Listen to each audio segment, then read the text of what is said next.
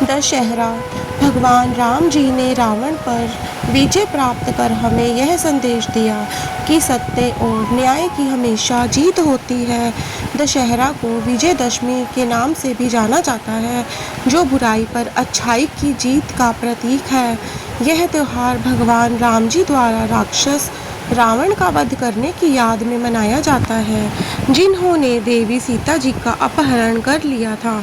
यह अश्विन महीने के 10वें दिन आता है।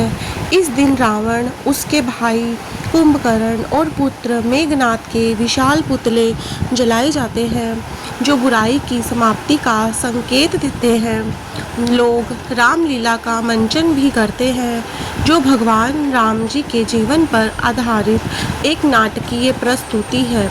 यह पर्व हमें सिखाता है कि अहंकार और बुराई का अंत निश्चित है और अंत में हमेशा सत्य की ही जीत होती है। दशहरा केवल एक धार्मिक त्यौहार नहीं, बल्कि जीवन जीने की सीख है। यह हमें सिखाता है कि धैर्य, साहस और सत्य पर चलकर ही जीवन में सफलता प्राप्त की जा सकती है। भगवान राम जी की कहानी हमें यह सिखाती है कि जीवन में कितनी भी कठिनाइयाँ क्यों ना हों, हमें सत्य और न्याय के मार्ग पर चलना चाहिए।